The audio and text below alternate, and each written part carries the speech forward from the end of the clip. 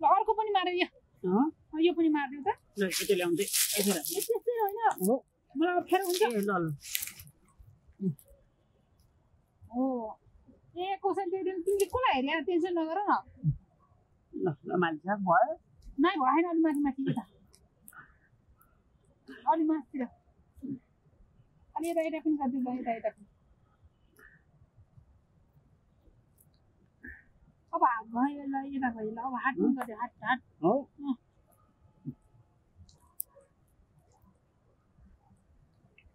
तिमी अरू मान्नै पर्दैन कि तिमी नडराउ न हो मालिक साहब भयो चित्त बुझिया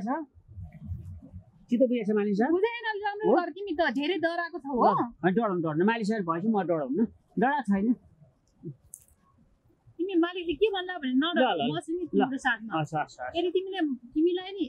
यदि बाइ द वे कुनै मान्छेले भनेर कुनै मान्छे देखेर नि तिमीलाई जागिरबाट निकाल्ने प्रयास गर्यो भने पनि म छु तिम्रो साथमा तिमीलाई मैले ठाउँमा धेरै हाम्रो जग्गाहरू छन् एक ठाउँको जग्गा देखेर तिमीलाई म घर बनाएर राख्छु मेरो बालबच्चाको जागिरको भन्छ नि मेरो बिचली हुन्छ मालिक साहब मेरो जागिर चाहिँ जोगाइदिनु है ए जोगाइदिन मात्रै होइन तिम्रो लागि म जे पनि गर्छु हो ल मैले भनेको मान न मात्रै तिमी मैले जे भने त्यही तिमी मान हुन्छ तिम्रो लागि चाहिँ म एक ठाउँको त्यो घर गरी बेचिकन तिमीलाई मैले घर बनाएर राख्छु अलि माथि माथि गरेर यता पनि नर घाट पनि गरिदियो अर्को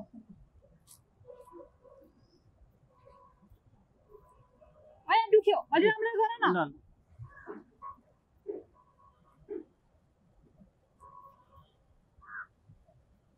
उहाँको मालिक साहब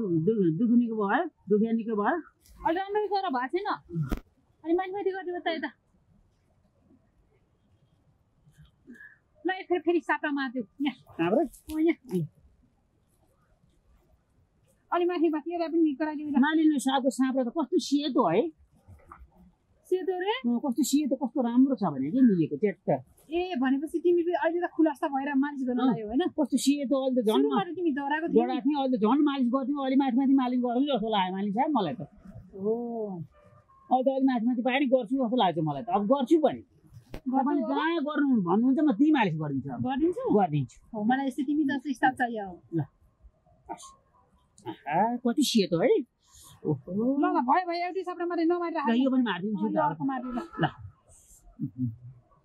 कस्तो सेतो अहिले त मलाई पो मान्न रहर पो लाग्यो मालिक साहब मलाई त तिमी जस्तो स्टाफको मलाई जरुरी थियो हो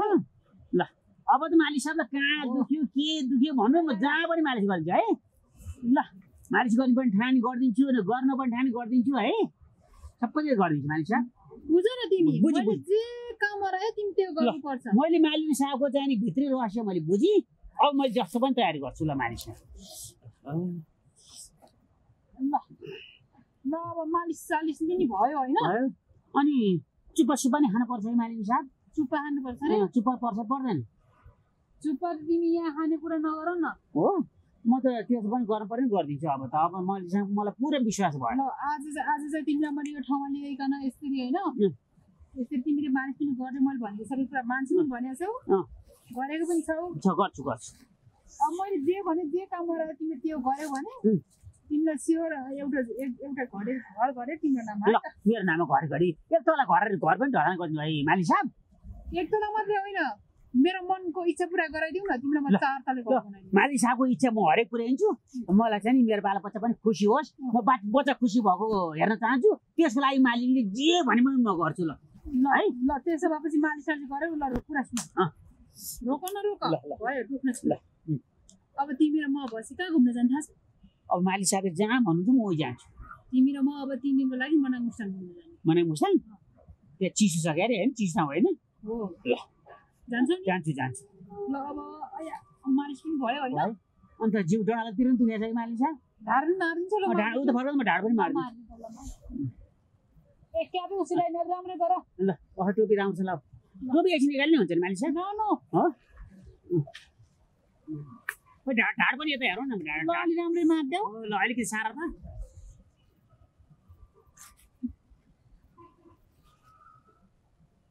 अलि राम्रै मारौ ल मार्दैछु मालिक साहब मार्दैछु ल मालिक साहब मारेछु भाइ छोड ल ल ल अब चाहिँ हामी मलाई मुस्ताङ घुम्न जाने है ल अब मालिकले जे भने म गर्छु ल मालिक मालिक साहबको हर आज्ञा म पालन गर्छु ल अब है तिमीले मालिक साहब उठ्नु बिस्तारै मलाई समाउनु मालिक साहब समाउनु मैले तिमीलाई समात्दियो कि म हातमा समात्दैन अब मलाई मुस्ताङ जानुपर्छ है पनि मालिक साहब म डोर्नु ल मालिक साहब